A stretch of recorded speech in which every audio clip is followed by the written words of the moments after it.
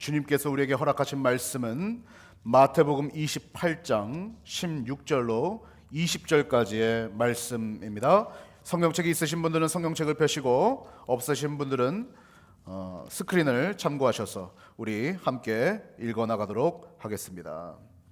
같이 한 목소리로 읽겠습니다. 시작. 11 제자가 갈릴리에 가서 예수께서 지시하신 산에 이르러 예수를 배웁고 경배하나 아직도 의심하는 사람들이 있더라. 예수께서 나와 말씀하여 이르시되 하늘의 땅의 모든 권세를 내게 주셨으니 그러므로 너희는 가서 모든 민족을 제자로 삼아 아버지와 아들과 성령의 이름으로 세례를 베풀고 내가 너희에게 분부한 모든 것을 가르쳐 지키게 하라. 볼지어다 내가 세상 끝날까지 너희와 항상 함께 있으리라 하시니라. 아멘. All things new, 모든 것을 주님이 새롭게 하십니다. 죽음을 바꾸시어 생명으로 새롭게 하십니다. 절망을 바꾸시어 소망으로 새롭게 하십니다. 슬픔을 바꾸시어 기쁨으로 새롭게 하십니다. 우리가 예수 그리스도를 믿는다는 것은 새로운 삶을 살아가는 것을 의미합니다. 우리는 이미 예수 그리스도께서 이미 이루어 놓으신 부활의 삶을 살아가고 있고 예수께서 다시 오실 그때에 영원한 부활에 동참하게 될 것을 믿으시기를 축복합니다. 지난주 네이퍼빌 지역에 여러 교회들을 돌면서 예수 그리스도의 고난에 대한 마지막 말씀을 함께 나누었습니다. 그 말씀을 나누면서 예수님 옆에 같이 십자가에 못 박혀 죽고 있던 두 강도의 모습을 묘사했습니다. 이 두 강도가 무슨 죄를 지었는지는 성경은 자세하게 말하고 있지 않아요. 사람을 죽였는지, 사기를 쳤는지, 아니면 왕에게 대적하는 정치범으로 몰렸는지, 억울한 일을 당했는지 우리는 그것을 알 수 없지만 그들은 그 당시 가장 외롭고 처절하고 비참한 순간을 맞이하고 있었습니다. 지난해까지만 하더라도 그 강도의 모습은 제3자의 모습으로만 보였습니다. 그런데 2025년도 고난주간을 지나면서 그 강도의 모습이 나의 모습과도 같구나라는 그런 생각을 하게 되었습니다. 도저히 내 힘으로는 생명을 얻을 수 없는 그 상태, 억울한 일을 당했는지 죄를 지었는지 모르겠으나 이제는 죽음 앞에 서 있는 그 상태, 이제 더 이상 소망이 없는 것 같은 그 십자가의 상태, 바로 그 상태가 나의 상태가 아닌가라는 생각을 하게 되었습니다. 그런데 홀로 있는 것만 같은 그때에 예수 그리스도께서 옆에서 함께 십자가에 못 박혀 돌아가셨다는 것이죠. 그리고 그 강도는 주님 앞에 이야기합니다. 주님, 나를 구원해 주시옵소서. 그때 주님께서 그 구원의 요청의 메시지를 외면하지 아니하시고 오늘 네가 나와 함께 낙원에 있겠다 말씀하십니다. 사랑하는 성도 여러분, 우리 지난 고난주간 동안에 주님께 구원해달라고 살려달라고 외쳤습니다. 주님께서는 그 음성을 절대로 외면하지 않으십니다. 주님이 그 강도에게 이렇게 말씀하시는 것 같은 거예요.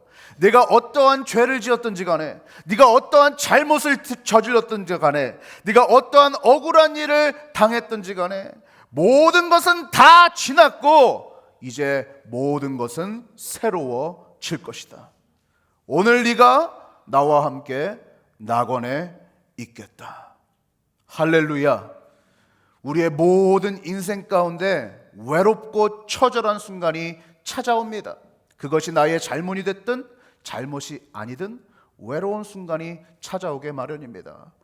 아브라함이 아브라함으로 살아갈 때에 75세에 하나님께서 그를 부르시고 내가 지시할 땅으로 가라 하셨을 때 그가 본토 친척 아비집을 버려두고 광야로 나아갑니다. 이전에는 올드 네임 아브람으로 살아갔지만 이제는 전혀 새로운 이름 아브라함, 믿음의 아버지로서의 삶을 시작하게 되는 것입니다. 다윗도 고난 속에서 처절하게 외로운 순간들을 지나왔습니다. 그러나 주님께서 그를 왕으로 세우시고 남유다와 모든 북이스라엘과 온 이스라엘 땅에 왕으로 세우시고 예수 그리스도의 그림자가 되는 놀라운 축복을 다윗에게 허락하신 것이죠. 엘리야도 이사야도 다 고난 속에 있었으나 주님께서 그들을 외면치 아니하시고 늘 함께 계셨다는 사실을 여러분들 기억하시기를 축복합니다. 오늘 혹시 십자가 위에 있는 것 같은 부활절을 맞이했으나 여전히 고통 가운데 있는 외로움 속에 신음하는 자들이 계십니까? 예수 그리스도께서 오늘 여러분 옆에 계십니다. 여러분들 이렇게 외치시기를 바랍니다. 주님, 나를 구원해 주시옵소서. 바로 그렇게 외치던 그때 주님께서는 십자가 위에서 한 마리의 어린 양이 되셔서 피를 뚝뚝 흘리시면서 메말라 가셨습니다. 그리고 정오가 이르렀을 때 예수님께서는 완전히 숨이 멎으시고 모든 세상은 어둠으로 짙게 깔렸습니다.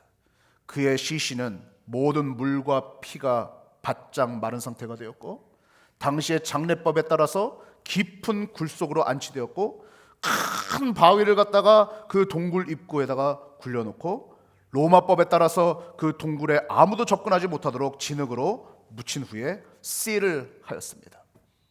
그것을 아무나 옮길 수 없었던 것이죠. 그런데 오늘 예수 그리스도께서 3일 만에 그 모든 죽음의 권세를 이기셨다는 것입니다. 큰 바위는 이미 굴러졌고 모든 죽음의 봉인은 완전히 해제된 것입니다. 그리고 주님께서 수많은 제자들을 직접 찾아가셔서 만나세요.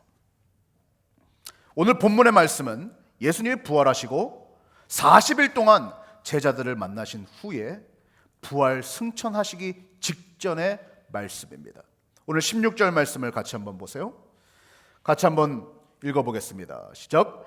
11 제자가 갈릴리에 가서 예수께서 지시하신 산에 이르러. 저는 오늘 이 말씀들을 가지고서 4가지 주님께서 우리에게 허락하시는 은혜에 대한 말씀을 나누고자 합니다. 16절에서 발견할 수 있는 첫 번째 은혜는 무엇인가? 바로 주님께서 우리에게 새로운 삶을 허락하신다는 것입니다. 우리는 예수님 안에서 새롭게 될 수 있습니다. 우리 한번 따라해 볼까요? 예수님 안에서 새롭게 됩니다. 오늘 16절 말씀에 등장합니다. 11 제자가 등장하죠. 이 11 제자가 예수님께서 십자가에 못 박혀 돌아가실 때에 어떻게 행동했나요? 그들은 완전히 겁에 질려 도망가기 바빴습니다. 그들은 예수님을 부인하기 시작했습니다. 그 중에서 특히 베드로는 어떻게 했습니까? 닭이 울기 전 예수님을 3번이나 부인하고 처절한 실망감 가운데에 나는 고기 잡으러 돌아가겠다. 예수님께서 고기 잡던 그때에 3년 전 베드로를 부르시고 너가 이제는 고기를 잡았으나 이제는 내가 너로 하여금 사람 낚는 어부가 되게 하리라. 그리고 베드로는 배와 그물을 버려두고 예수님을 쫓아갔습니다. 마치 저와 여러분들처럼 예수님을 쫓아가기 시작했습니다. 그런데 예수님께서 가장 극명한 고통을 당하시는 그 시점에 예수님을 부인하고 오늘 베드로는 3년 전으로 돌아가 버린 거예요. 다시 고기 잡았던 그때로 돌아가 버린 것입니다. 우리가 예수를 믿다 보면 이와 같은 일들을 경험하죠.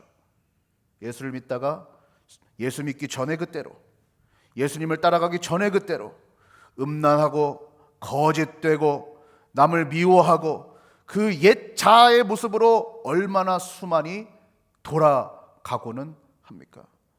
오늘 베드로는 그때로 다시 돌아갔습니다.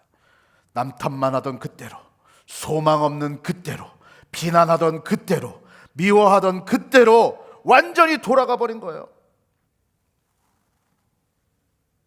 그리고 그 실망감으로 적막한 바다 위에서 고기를 잡고 있었습니다. 그나마 자기가 제일 잘하는 것으로 돌아갔어요. 그나마 자기가 제일 잘하는 고기잡이를 하는데 고기도 잡히지 않는 거예요. 사랑하는 성도 여러분, 혹시 베드로와 같은 자가 있습니까? 소망도 미래도 없고 모든 것이 끝났다라고 이야기하는 자가 있습니까? 오늘 부활하신 예수 그리스도께서 여러분에게 찾아오셔서 이렇게 말씀하세요. 내가 너의 모든 것을 새롭게 하겠다. 따라하세요. 모든 것이 새롭게 되었다. 오늘 17절 말씀을 보세요. 예수를 뵙고 경배하나 아직도 의심하는 사람들이 있더라. 오늘 17절 말씀에서 여전히 예수님을 배웠으나, 예수님을 만났으나, 여러분들처럼 예수님을 만나고 경배하기는 하나 여전히 의심하는 사람들이 있었다는 것입니다. 여기에서 저는 두 번째 새로운 은혜를 발견하게 됩니다. 바로 새로운 관점이죠. 예수님께서 모든 것을 다스리신다는 사실을 믿게 된다는 것입니다. 예수님께서는 그동안 개인적으로도 또 무리로도 나타나셔서 본인의 살아계심을 보이셨습니다. 그런데 오늘 말씀 17절에서는 여전히 예수님을 경배하나 의심하는 자들이 있었다는 것입니다. 어떤 이들은 무릎을 꿇고 주님을 경배하기 시작했습니다. 그러나 여전히 경배함 가운데서 저분이 정말 부활하신 예수 그리스도가 맞는가라는 의심이 들어오기도 하였습니다. 또 하나 어떤 의심이 들어옵니까? 내가 여전히 예수님을 믿으나 내가 정말 새로운 삶을 살아갈 수 있을까? 부활의 삶을 살아갈 수 있을까? 나에 대한 의심이 들어오기 시작했던 것입니다. 고린도전서 15장에 근거하면 이 자리에 있었던 사람이 약 500여 명까지 모였다라고 이야기합니다. 여러분들에게 한번 질문해 보고 싶어요. 그리스도를 믿는데 의심해도 괜찮습니까? 또 예수님을 아직 믿지 않는 사람이 의심해도 괜찮습니까? 여러분은 의심해도 괜찮습니까? 괜찮습니다. 괜찮습니다. 모든 사람은 의심이 들어와요. 예수님을 직접 본 사람들도 의심했어요. 여러분들 보지도 않고 예수님을 믿고 계시죠? 우리가 살다 보면 고난 가운데, 힘듦 가운데 하나님이 정말 살아계신가? 예수님이 정말 부활하셨는가? 그런 의심이 들어올 때도 있습니다. 팀 켈러 목사님이 의심에 대해서 이렇게 말씀하셨었습니다. 의심이 전혀 없는 믿음은 형체가 전혀 없는 사람의 몸과 같습니다. 믿는 이유를 진지하게 고민해 보지 않은 채 바쁘거나 무심하게 살아가는 사람은 비극적인 경험이나 똑똑한 회의론자의 날카로운 질문 앞에서 속수무책이 될 수 있습니다. 믿음은 오랜 시간 동안 자신의 의심을 인내심 있게 듣고 성찰하지 않으면 단 하룻밤 사이에도 무너질 수 있습니다. 믿는 사람은 자신의 의심뿐 아니라 친구와 이웃의 의심도 인정하고 씨름해야 합니다. 한번 저를 따라해 볼까요? 의심해도 괜찮습니다. 여러분들, 오늘은 부활절이에요. 그래서 우리 하이포인트 교회에 예수님을 아직 의심하는 자들이 상당히 많이 참여하고 있을 것입니다. 평소에는 교회 가지 않아도 엄마 집에 와서, 아빠 집에 와서 그냥 엄마 아빠 따라서 한 번 정도 교회에 나오는 그런 아직도 의심하는 자들이 있을 것입니다. 본인은 그리스도인이라고 고백하면서도 아직도 예수 그리스도를 의심하는 자들도 있을 것입니다. 아니, 오늘 베드로도, 아니 오늘 11 제자들도, 아니 오늘 500여 명의 제자들도 예수님의 그 못자국을 보면서도, 예수님의 살아계심을 눈앞에서 보면서도 이것이 현실인가? 이것이 실제인가?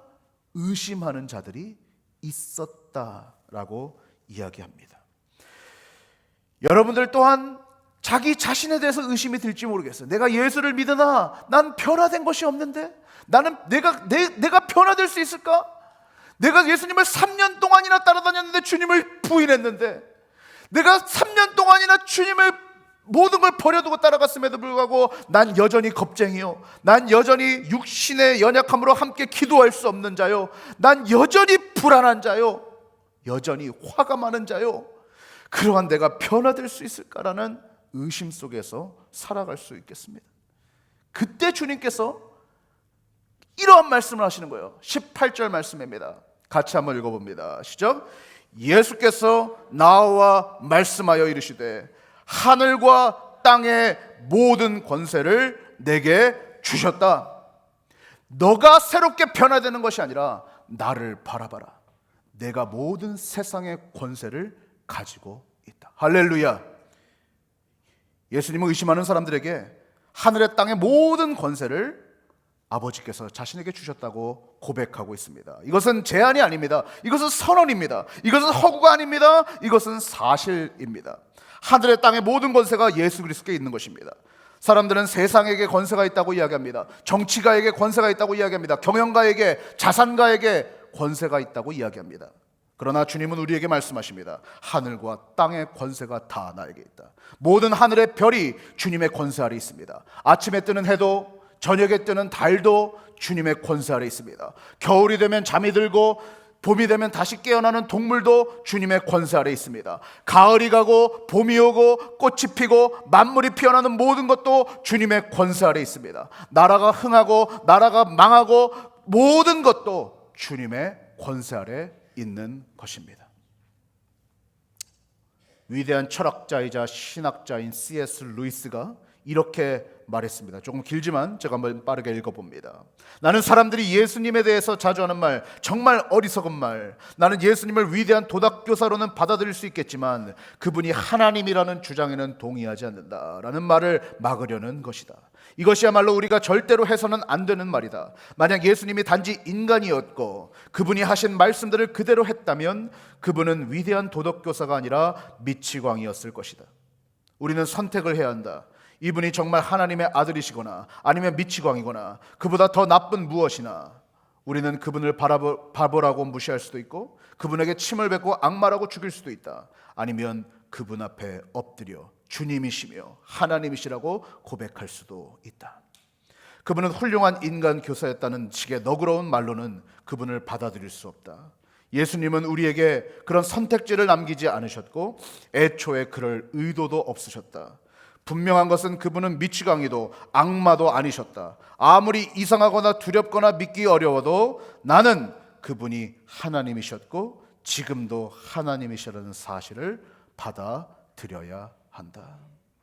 사랑하는 성도 여러분, 우리의 관점을, 의심하는 관점을 주님의 부활로 말미암아 새로운 관점으로, 그분이 모든 땅을 다스리고 계시다는 관점으로 주님께서는 변화시키신 것입니다.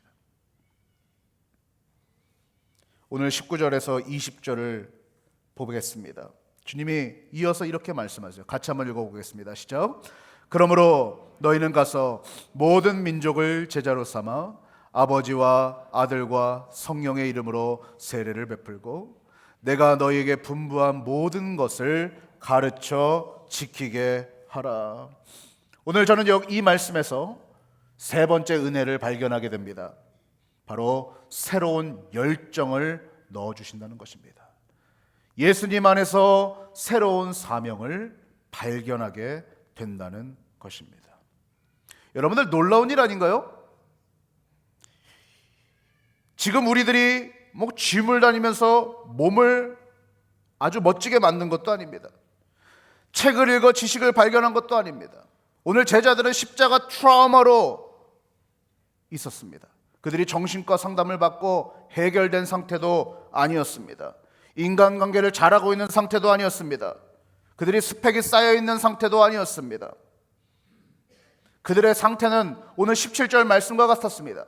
경배하나 아직도 의심하는 상태. 주님께서 다시 불러주셔서 오기는 했으나 아직도 의심하는 상태, 아직도 겁쟁이인 상태, 아직도 주님을 부인한 그 사건이 마음속 깊이 박혀 있어서 내가 뭘 할 수 있을까라고 좌절하고 있는 상태. 그들은 변화된 것이 아무것도 없는 그저 일반 사람들이었습니다.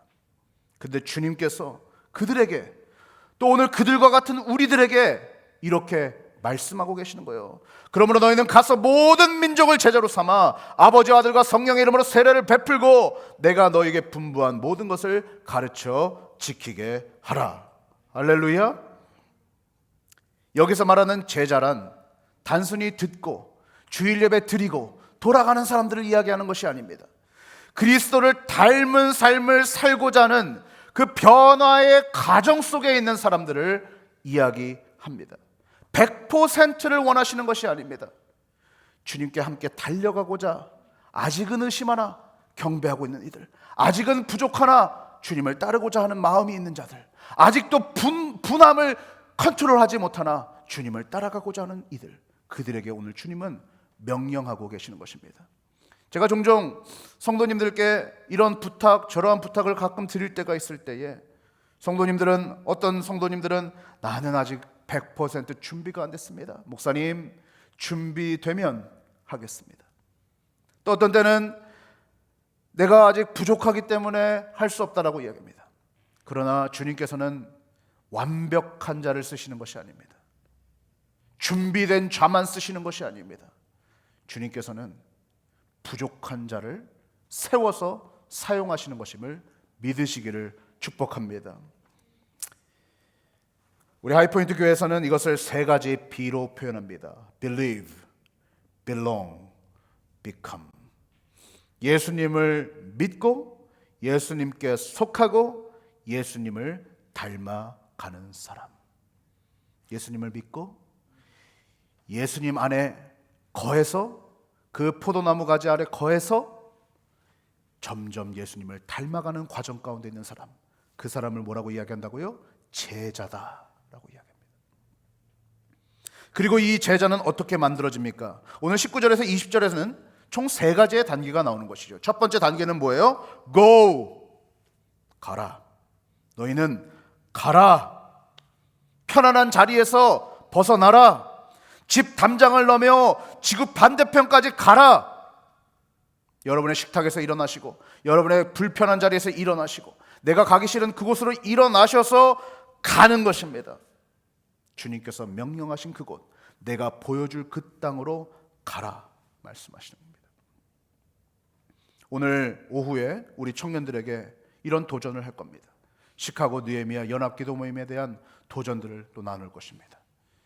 우리의 신앙생활을 하는 것은 주일날 와서 야, 찬양 참 좋았다, 목사님 설교를 통해서 위로받았다, 도전받았다, 그 정도로 끝나는 것이 아닙니다. 제자로 산다는 것은 가는 거예요. 여러분들은 어디로 가시겠습니까? 오늘 주님이 부르신 곳은 어디입니까? 그곳으로 가시는 여러분들이 되시기를 축복합니다. 두 번째, 오늘 주님께서는 이렇게 말씀하고 계시죠. Baptizing, 세례를 베풀어라. 오늘 우리 하이포인트 전체 캠퍼스에서 20여 명이 넘는 사람들이 세례를 받습니다. 저도 약 25년 전에 세례를 받은 것을 기억합니다. 포천의 한 계곡으로 저희 아버지와 우리 성도들이 다 가서 그 흐르는 계곡 물 속에 제가 딱 섰습니다. 그리고 숨을 참고 저희 아버지 목사님의 그 손에 저를 맡기고 물속으로 완전히 들어가죠. 물이 막 흐르고 2초 3초 동안에 그 물속에 있을 때에 숨이 멎고 두려움이 몰려옵니다. 그리고 다시 3초 후에 저를 일으키셨을 때 저는 다시 살았구나 이 새 생명을 느끼게 된 것이죠. 사랑하는 성도 여러분, 오늘 웹타이징 바로 뭐예요? 그들을 전도하라는 의미이죠. 여러분 주변에 있는 사람들이 이 새 생명의 기쁨을 같이 얻을 수 있도록 전도하라. evangelizing, 그걸 말씀하고 계시는 것입니다. 여러분들, 세례는 한 사람이 자신의 믿음을 공개적으로 선언하는 행위입니다. 물에 잠기는 것은 그리스도 밖에서 살았던 옛 자아의 삶이 물속으로 완전히 잠기고 나의 모든 예전의 자아들은 다 죽고 이제 예수 그리스도와 함께 새 생명을 살아간다는 의미를 내포하고 있는 것 아니겠습니까? 마지막으로 우리에게 이러한 도전을 하십니다. teaching, 가르쳐라. discipleship이죠. 제자 훈련입니다. 여러분들 그리스도를 따르는 삶에서 다음 순종의 한 걸음을 내딛도록 돕는 것입니다. 우리 하이포인트 교회에서도 굿모닝 지저스를 통해 또 시기별로 성경 공부를 통해 여러분들에게 제자 훈련을 들어갈 것입니다. 그뿐만 아니라 이것은 그냥 공부를 하는 것이 아니라 제가 여러분들에게 하이포인트 케어로 초청을 하고 여러분을 섬기는 자리로 초청하는 것은 바로 여러분을 제자로서 티칭하기 위함일 것입니다. 사랑하는 성도 여러분, 이것은 목회자에게 말씀하신 것이 아니에요. 여러분에게 말씀하신 겁니다. 저와 여러분 모두에게 말씀하신 거예요. 사랑하는 성도 여러분, go, 가시고 계십니까? baptizing, 전도하고 계십니까? 세례를 베풀 수 있도록 그들을 데려오고 계십니까? teaching, 가르치고 계십니까? 여러분에게 묻습니다. 당신은 제자입니까?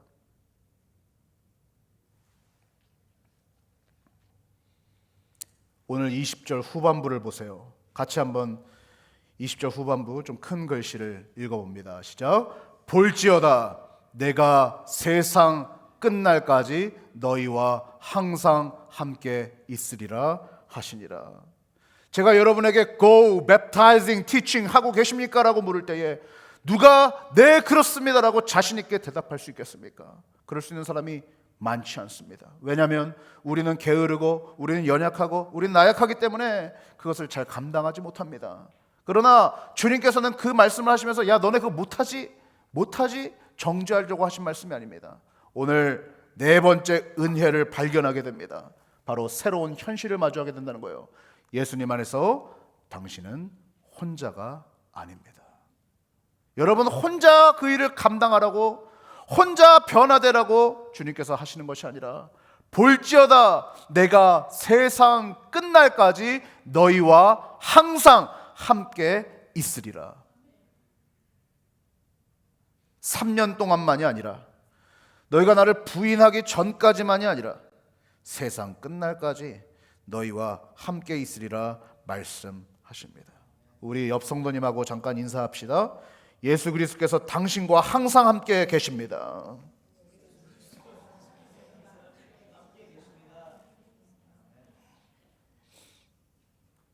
오늘 주님께서 내가 세상 끝날까지 항상 너희와 함께 하리라.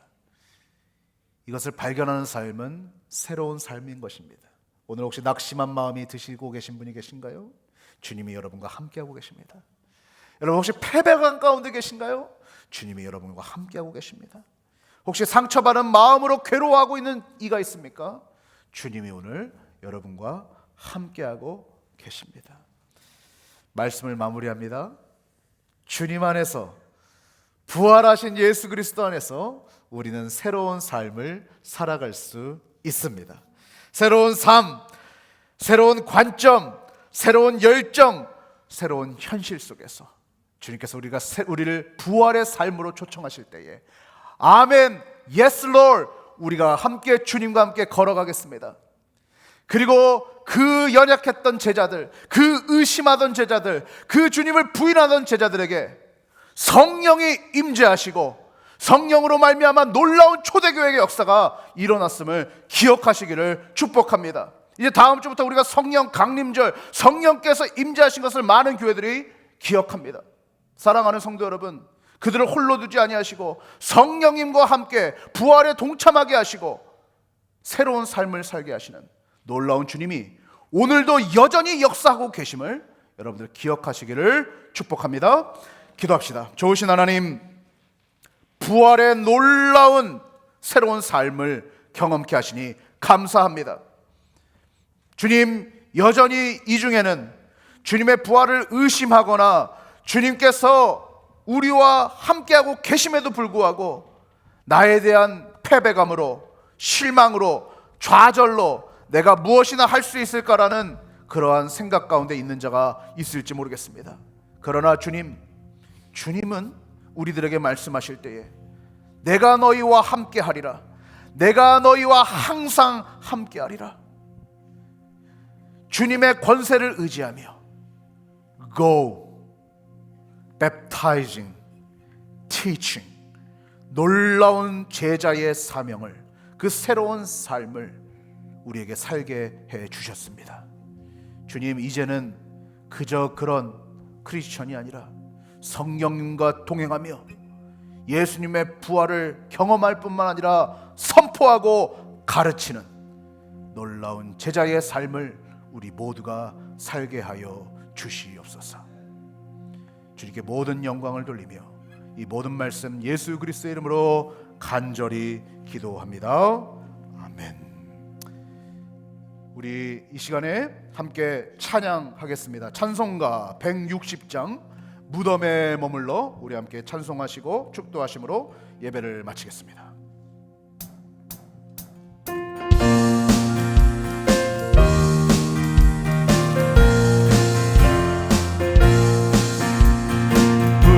무덤에 머물러 예수 내 구주 새벽 깨달으네 예수 내 주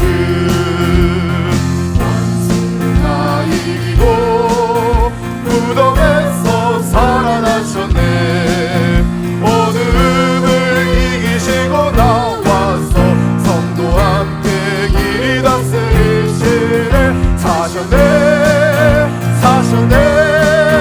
예수 다시 사셨네 번대히 지키네 예수 내 구주 번대히 복하네 예수 내 주 아멘 원수가 이기고 무덤에서 살아나셨네 어둠을 이기시고 나와서 성도와 함께 길이 다스리시네 사셨네 예수 다시 사셨네 거룩이 곧 가느네 예수 내 구주 우리를 살리네 예수 내 주 원수가 이기고 무덤에서 살아나셨네 어둠을 물리시고 나와서 성도와 함께 길이 다스리시네 사셨네 예수 다시 사셨네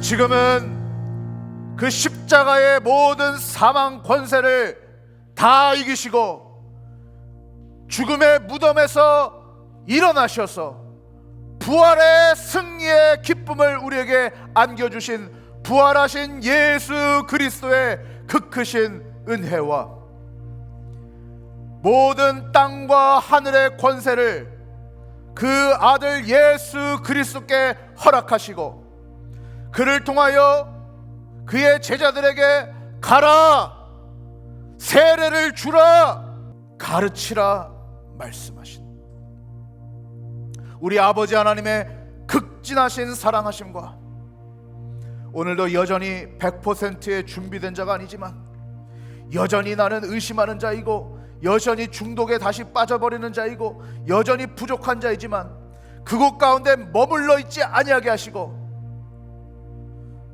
우리와 함께 예수 그리스도를 바라보며 동행하며 제자의 삶을 살 수 있는 새로운 힘을 허락하시는 성령의 교통하심이 오늘 이 2025년 부활절 우리 하이포인트 한인교회에서 또 하이포인트 교회에서 부활하신 예수 그리스도를 찬양하며 그 부활에 동참하는 모든 주님의 부름받은 성도들 위해 지금부터 영원까지 함께할 지어다. 아멘.